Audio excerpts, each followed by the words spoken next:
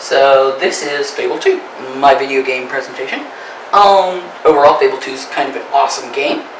Throughout this presentation, I'm going to tell you about the developer, development history up to the game, and so the game's narrative, their aesthetic qualities, and ultimately what its outcome was and impact on culture. So this is the title card that's actually on the case. It's kind of cool. I like it. Actually, it looks a little more realistic than the game does. The game, I'll get to that later, but the game's more of a characterism. Anyways, so let's start off with an overview. First off, Fable 2 was the sequel to the highly acclaimed Fable, developed in 2001. I apologize. Fable was developed in 2004. The studio's first game was 2001. Anyways, it was developed by Lionhead Studios, which is now defunct, unfortunately. It debuted in 2008. It is an RPG fantasy game, and overall, it's tons of fun. So now, a little info about Lionhead Studios. Lionhead Studios was started in 1996 by Peter Molyneux, I think is how you say his name. Anyways, it was actually started because of a dispute he had with his current company, which was EA. They had a creative dispute as EA wanted to put more pressure and they wanted to do more innovative things, and it just kind of blew up, and then they started Lionhead Studios, which ironically is named after his hamster, which is kind of a funny thing. They debuted their first game in 2001, which was a real-time strategy game where you played like a god. It's called Black and White.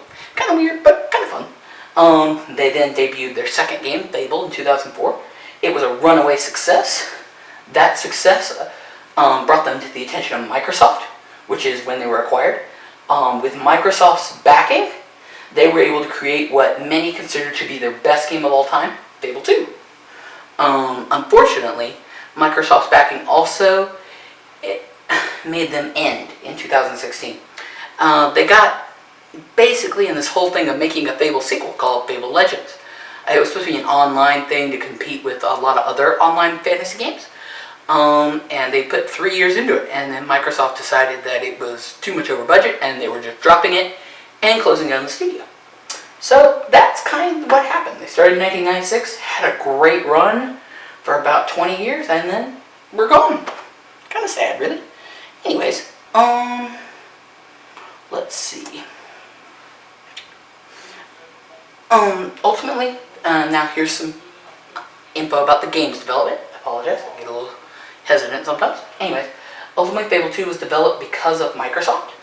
Everyone was a little hesitant because, well, according to some guys, they had thought about Fable for 10 years before they even worked on it. And Fable was a very hard game for them to build.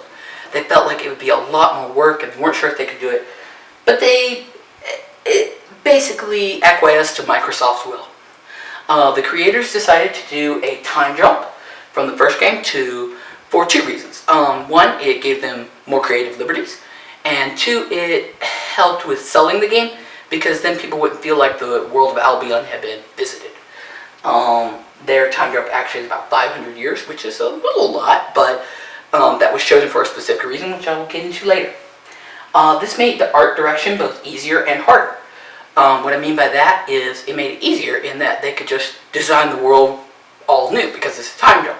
But it also made it harder in that they couldn't rely on previous art they had created for Fable 1. I had to start all from scratch. So it was kind of a double-edged sword there, as one article put it. Ultimately, they also decided to add 2 more revolutionary features. And these features were, for them, which is kind of cool, a dog companion and a breadcrumb trail to lead you to the next quest. And it's kind of cool, but it actually took them almost the whole development to get it right. The game was then released and became a huge hit. Alright. Ultimately, narrative-wise, the game possesses an enchanting narrative. The narrative tells the story of a young orphan who he and his sister wish they could live in the castle. They wish on a magic box. Well, they end up coming to the castle. But his sister is killed by an evil count. It turns out that he is one of the legendary heroes. He is raised by a secondary character known as Teresa, which we'll get into later, and becomes one of those legendary heroes. Throughout his rise in the game, he defeats many villains.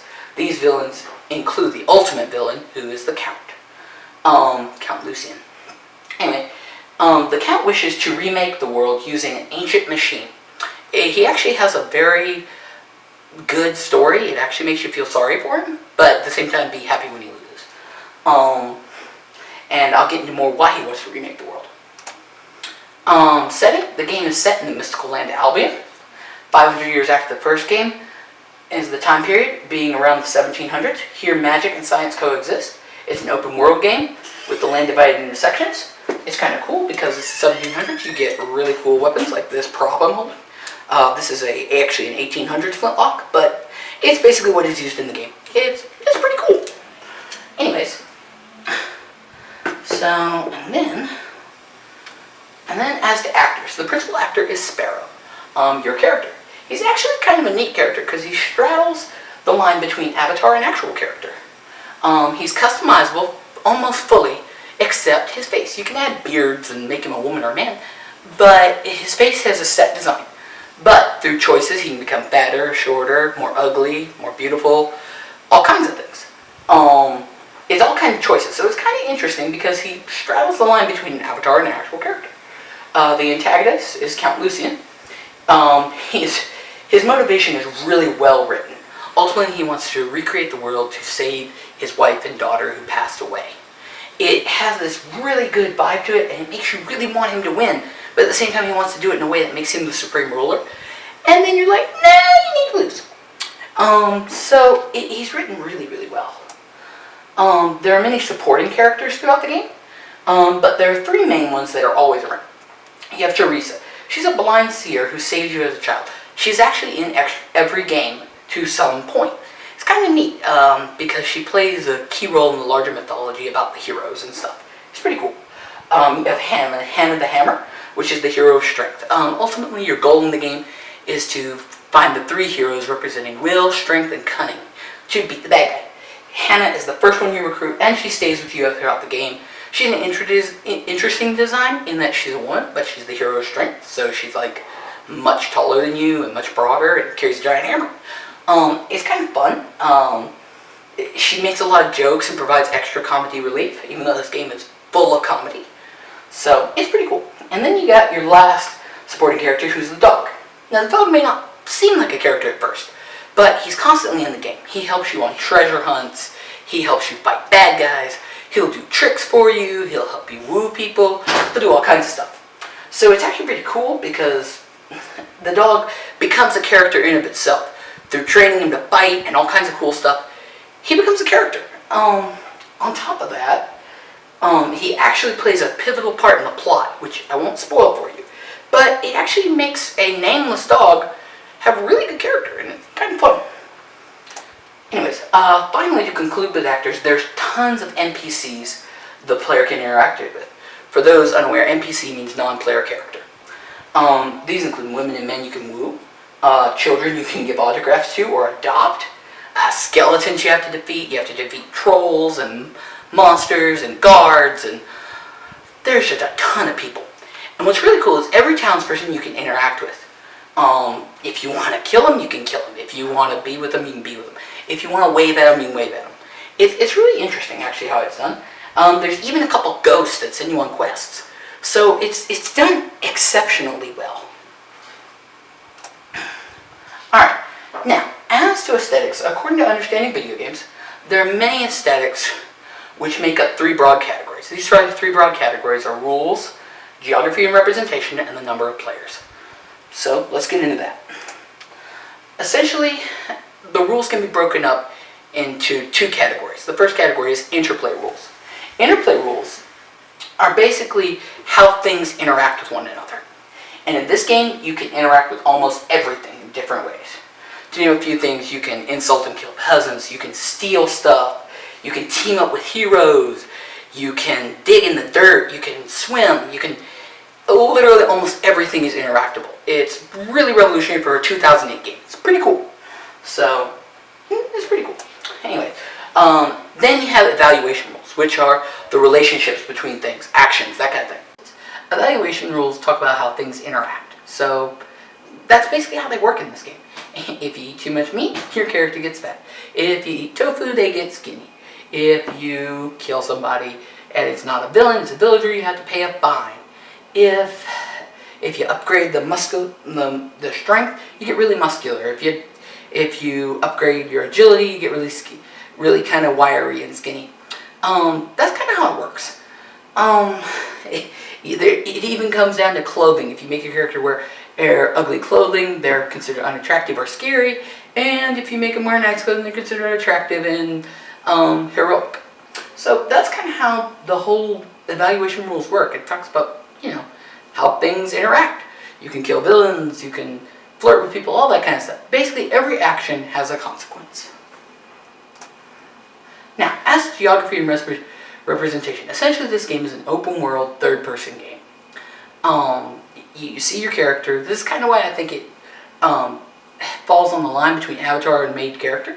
Because if it was completely an Avatar, you would either see your character or you would be first person. And that would be, you. But he falls on the line in that he does have a generic look. So, yeah, anyways. The game uses a characteristic art design, which lends the overall humor. This game is chock full of humor. It is honestly hilarious. It's really good. So, that's just kind of what it is.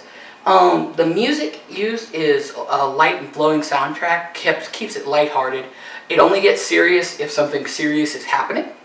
But the sound effects are a lot more serious. They work together to make it feel like a overly fun game, but with a weight to it. And it works really well. There's not a lot of background noise, I noticed. Playing through it a couple times, there's a little chatter between villagers, but mostly you just have sound effects and you have music, which I find kind of interesting. But overall, nobody else seemed to notice. Now, this is a single-player game. You can play multiplayer online or on your couch. But the second character is a sidekick. They can only really fight villains. They can't interact with the townspeople. They can't interact with your dog. They can't do any of that. So, you take it for what you will. To me, it's really, truly only a single-player game. In conclusion, Fable 2 was a tremendous success. It won numerous awards, including the Best Action Adventure Game of 2008. It also revolutionized RPGs as it incorporated humor. Before this, RPGs tended to be more serious. There were a couple exceptions. One that comes to my mind is the old King's Quests. They're not technically RPGs, but they kind of straddle that line. But anyways, it really revolutionized because it showed that humor could be used and still have a serious, fun game. So that was really its impact on RPGs as a whole. To continue, overall this game is just plain awesome. It's a lot of fun. I mean, who doesn't want to be a 1700s pirate guy with magic? It's kind of cool and kind of fun. But it's also designed in such a way that even though it's a mature game, you can play with younger ones. I play with my little sister. She's 12. And the mature elements are built in such a way that they really go over your head, over a kid's head. Sometimes even over an adult's head. But anyway, it's done really, really well, and the humor is used in such a way that, honestly, as long as you're playing with your child, you can play it, and they won't be getting anything bad, and you can still have an enjoyable journey and fun. So, I like it overall. And the lore is not so deep that you have to, pay attention and play them all in order. I actually played them backwards. I played Fable 3, Fable 2, Fable 1, and as I played them backwards, it got a little better and a little better, but it didn't change the way I played. Even if I had played them forwards, it would have been the same thing. Now, Fable 2 is still considered to be the best, and I agree. Overall, it's just great. The one thing that you do notice if you play them in order is Teresa, which is a supporting character in number 2, is actually supporting character number 1 and number 3. She's like immortal. It's kind of cool. So, I won't give away any more of the plot, but that's the game. That's Fable, and it's honestly a whole lot of fun.